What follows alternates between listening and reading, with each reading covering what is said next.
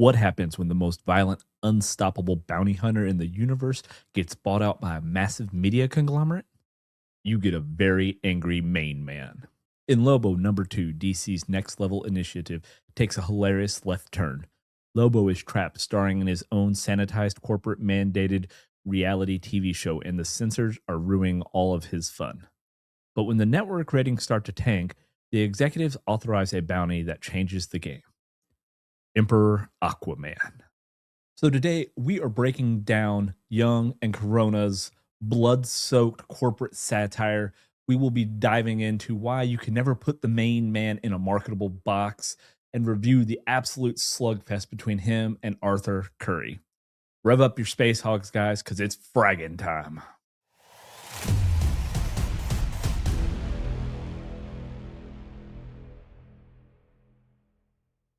The issue opens up to the main man getting some interesting hairstyles, and even a blonde Lobo. Different, but not always good.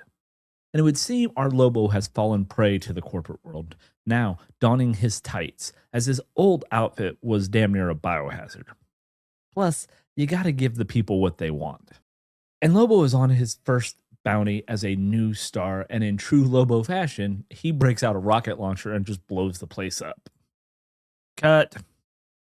It would appear legal must insist that Lobo knock and announce himself before he goes straight for the killing. But I guess if you get paid enough, you learn to let things go. As Lobo seems more amenable than we're used to seeing him, and now, they even want to put a limit on the number of F bombs he can deliver. As an anti hero, you can only say a certain number of frags before you start losing sponsors. I guess. And he continues to see what his world has been reduced to, selling out. But enough is enough. It's time to bring out the big guns. Frag this. However, it seems the bounties get to say as many frags as they want. And the thing is, Lobo's trying his best to adhere to the rules. One of the few times I will agree with Lobo and say they're being ridiculous.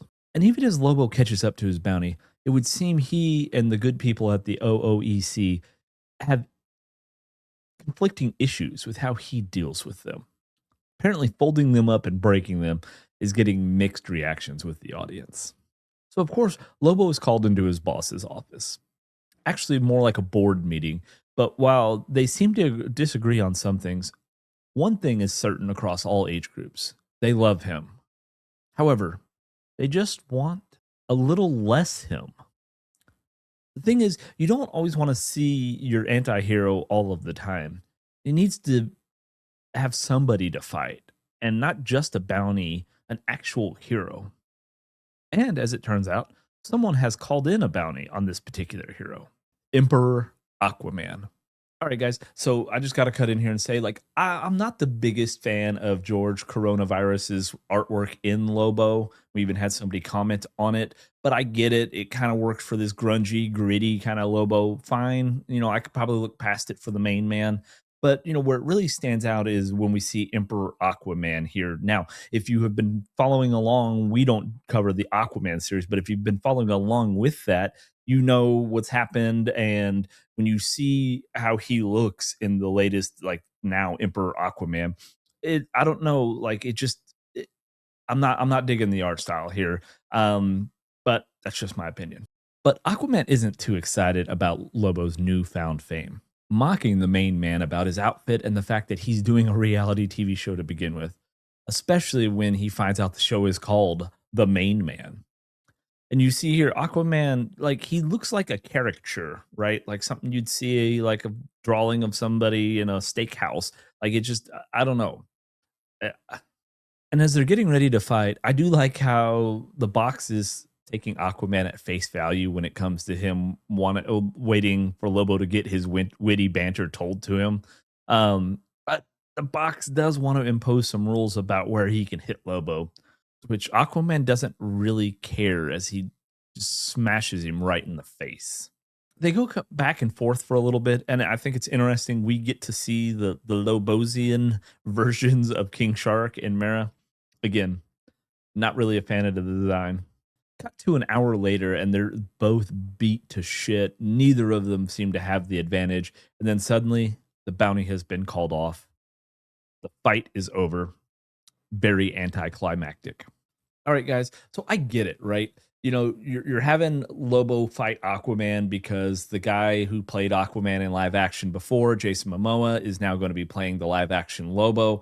I get it. It's a funny little, hey, let's put those two together because the same actor has played them and all of that, right? But again, if you are following along in the Aquaman series, you would know that going into the KO tournament, Aquaman had acquired the blue, basically the power of all water within the universe, so to speak, after defeating Dagon.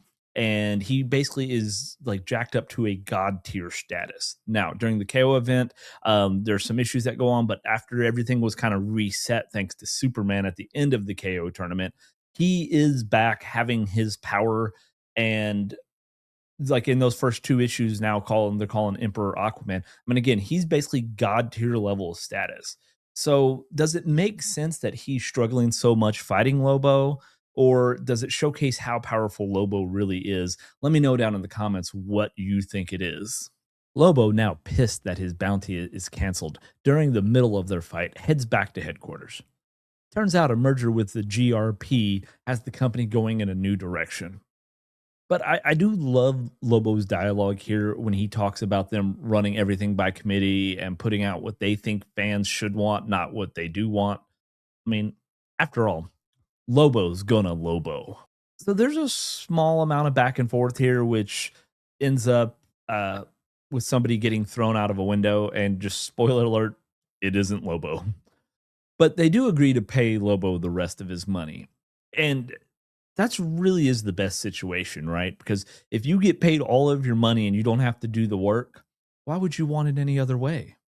However, the outfit is the property of the OOEC. So he's going to have to give that back. No problem for Lobo. He'll just go bare ass. All right, guys, and that's where this issue ends. Again, I'm not really sure like what their whole plan is for Lobo here. If they're just putting him in some kind of hilarious situations, just to kind of get people primed for Supergirl Woman of Tomorrow, where we're gonna see Lobo. I don't really know what the thought process is here. Let me know down in the comments. How are you feeling about this? Are you liking it so far? I know we're only 2 issues in. Do you care for the artwork? I know we had somebody comment said they don't like it, and I tend to agree with them here on this. But let me know how you feel about that. And if you've made it with me this far, please consider giving the video a like, subscribing to the channel, having your bell notifications clicked so you get alerted whenever we release new videos. Sorry, guys, my eyes are burning from these lights. I don't have my glasses on. So we definitely do appreciate everybody who has subscribed from the beginning, and even all of our newest subscribers. So, guys, that is going to do it for me on this episode of You, Me, and DC. Until next time, I'll see you then.